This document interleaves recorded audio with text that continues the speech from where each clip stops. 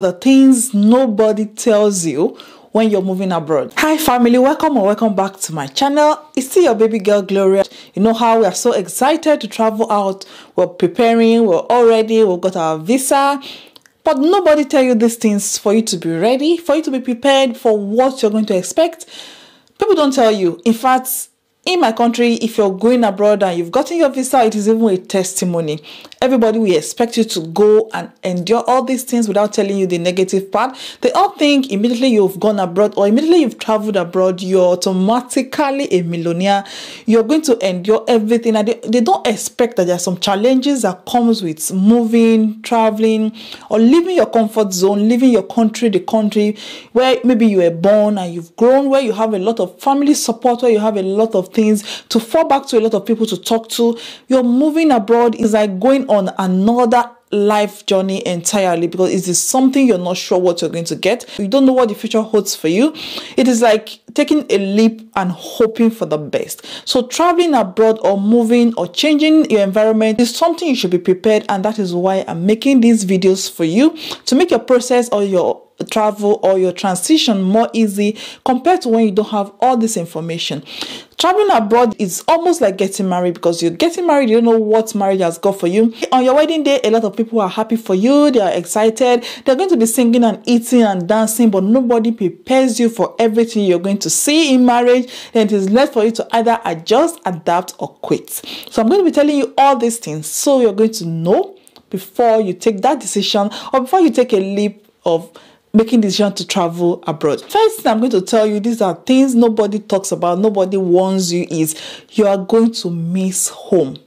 You are going to be homesick. You're going to feel like a baby. If you've been to boarding school, you will have had this experience a little bit where you leave your family, you go and stay in the school for a very long time, for months, and then you're coming back home. At some point, you're going to feel abandoned, you're going to feel neglected, you're going to feel alone, you're going to feel like sometimes you feel, why have I even taken this step? I remember the first time I was traveling to Dubai and I got into the plane and it dawned on me. That was the first time it dawned on me that I was traveling and I was leaving my family behind and I don't know what the future holds for me. And I broke down in the plane. I was crying like a baby. It is normal. You're going to feel like the whole world has gone silent when you travel. Especially if the place is somewhere you've never been before. Traveling to the UK is a different culture, different environment, different people. You don't know if you're going to adjust. You don't know if you're going to adapt. You can't decide to go back home the next day. You can't decide to just get tired and you're hungry. You want to just snip into your mom's kitchen. You want to just take a walk down the road to your family house and go and express how you feel, express how you're thinking. They don't understand. Even when you're telling them on the phone, they just feel, what are you complaining about? A lot of people will do anything to get what you're getting, so you just have to endure all these things. But sincerely speaking, it is really frustrating when you start to feel like you're alone, you're going to miss home, you're going to be homesick. Little thing will make you feel emotional. Even for a man, no matter how strong you are, a little, just something somebody will say or will not say, you just wish you were back home. You're going to miss your home. Nigeria is my country. It is a beautiful place. It is a place for everybody, and you're going to miss it. It's going to feel like you're missing a lot of things. There's an adage that says you don't know the value of a thing until you lose it. You don't know the value of your country until you're no longer in it. That is when you begin to understand how much you miss home, how much you wish you're home. You begin to be homesick. Every little thing will trigger you. You'll be like, oh, if it were to be in Nigeria. So yes, you're going to be homesick. Another thing you're going to miss a lot is your food. We were raised to learn to eat this food. We were born and raised with this food. So the moment we were born, we grew to know this food. This is what we eat, and we've learned to love them. Once you're not around this food and you don't have access to this food, maybe it's because I love food. But for me, that was my greatest challenge. My first 2 weeks, I was in the B&B, like hotel kind of. Even though I've lived in the UAE, I'm used to not eating African food. But in the UAE, you still have a lot of access to African food. It is readily available because there are a lot of Africans in Dubai, especially. You can get African food anywhere, anytime you want. Delicious, even fresh leaves. You can get fish, meat, and everything.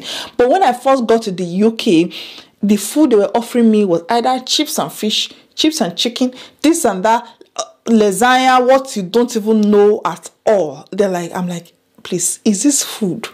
So the only food I knew I ate so much then were either lamb, chicken and chips, fish and chips, everything with chips, because of course I know chips, but you're going to crave for your food. You're going to crave for that pounded yam. You're going to crave for that rice. You're going to crave for all those, and they don't eat rice a lot here. So I'm like, how am I going to survive? Actually, the first time you don't even know where African shops are, you don't know where to buy your home food, you don't know where to buy your country food, you're going to miss your food. You begin to crave for your food. And the next time you get your country food, you're going to be like your first love. You're going to feel like, am I exaggerating? The first time you're going to lay your hand on your country food again, you're going to feel like your first love. You've just fallen in love with that food again.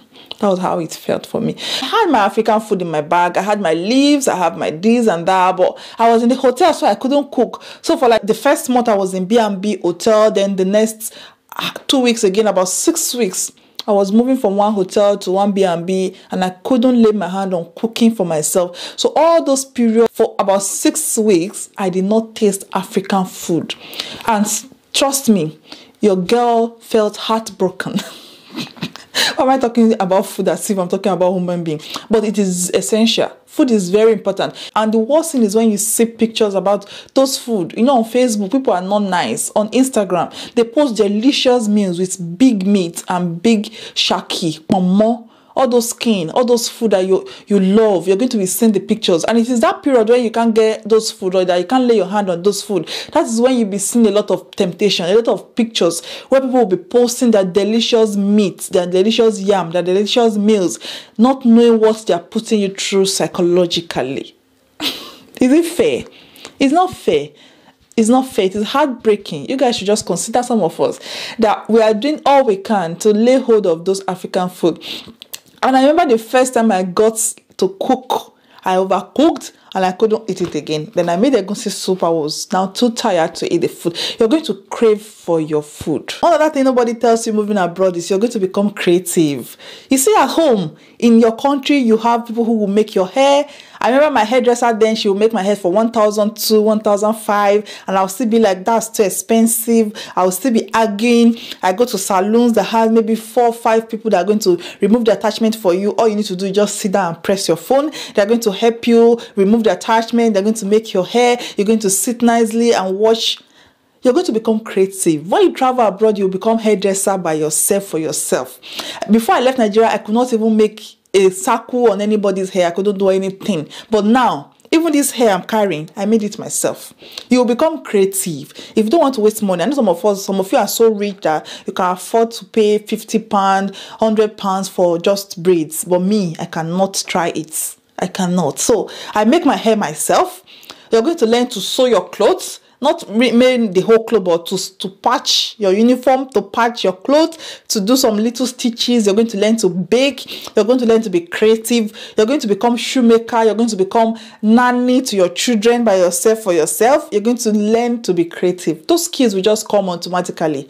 You don't even know where those skills will just start coming from. When you start thinking of how much you're going to spend, apart from even how much you're going to even spend, it is still the appointments. You want to make your hair, somebody will tell you to book appointments. Then you book appointment before it will now be your turn. Then you now go, they will now act as if they are doing you a favor, but you're still going to pay for it. At the end of the day, it is even difficult to find somebody who know how to make your texture of hair.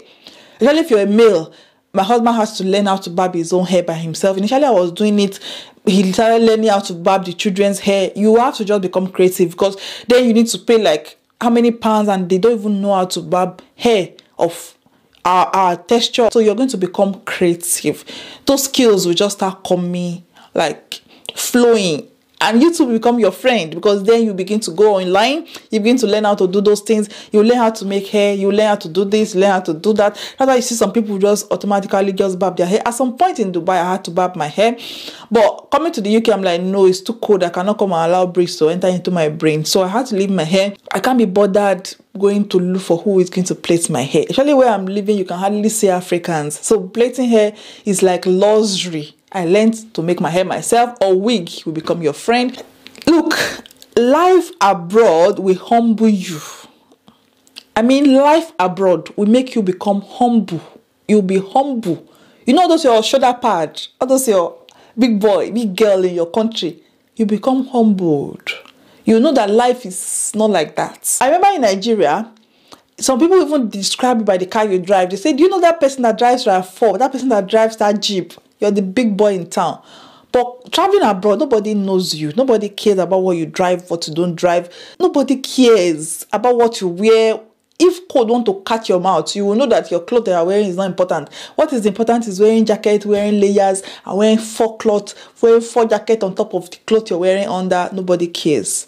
Even if you make your hair, nobody may care because you're going to use cap to cover it to protect your to protect your sanity and to protect your head from freezing. So nobody will care about you. So all those big boy, big girls you used to do in your local area and your local champion will no longer matter. You will become humble. You will know that everybody is equal. Everybody is human.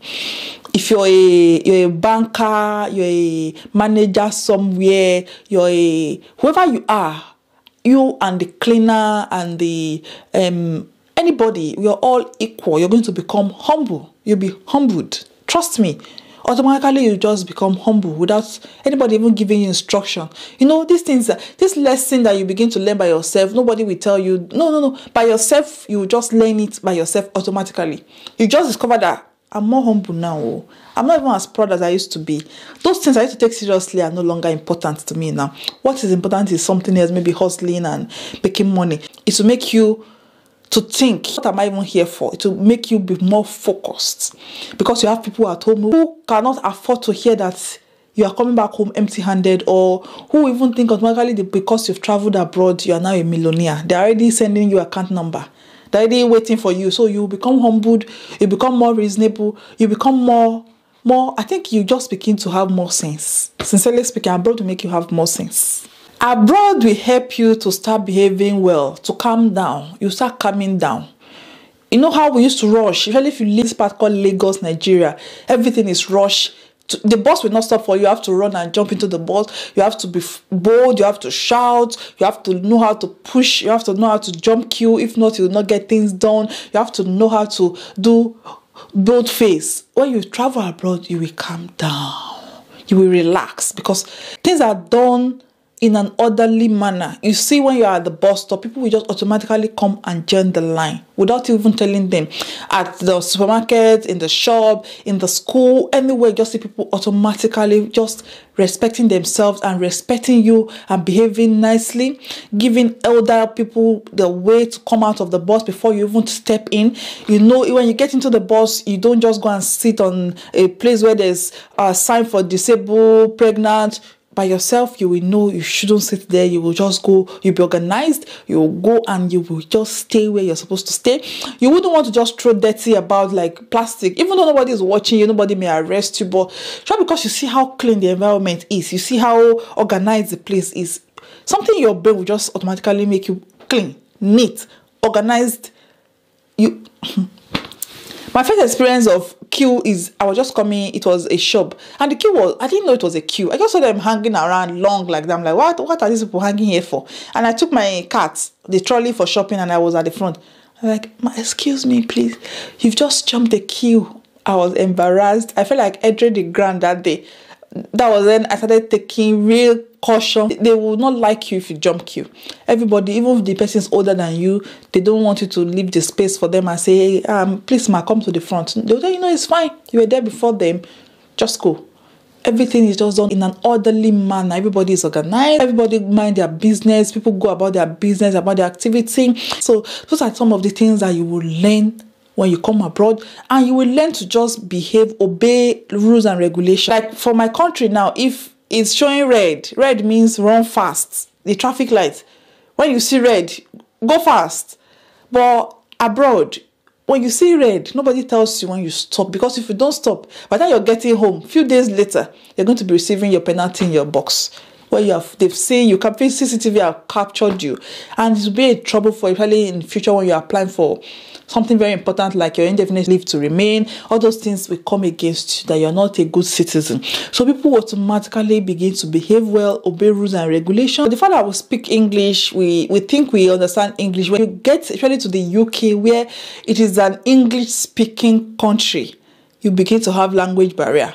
I remember when I first go, especially Scottish, if you come to Scotland for the first time, you don't understand what they are saying. They are right in front of me talking, and I'm like, hi, wait, what are you saying? I don't understand any word, a single word. And I still think I understand English, but when you get to the UK, the English is going to be a barrier a little bit at first, before you understand the accent, before you understand the way they speak, the way they express themselves, then you begin to adjust. But initially, you're going to have language barrier. This is something we are not usually like prepared to face, but it happens. Even at work, people say things and you're like, excuse me, I don't understand what you're saying. So they need to be patient for you to understand what they're saying, and you yourself, you need to be patient for them to understand what you're saying. So there's going to be language barrier. Sometimes you mean something else and somebody will take it to be something else because of just the language barrier. Even though you're speaking English, it just sounds different. It's just really different when you're actually in the UK. You're going to see the language barrier from both your side and the side of the person that is trying to understand you. When you travel abroad, that is when you begin to compare your country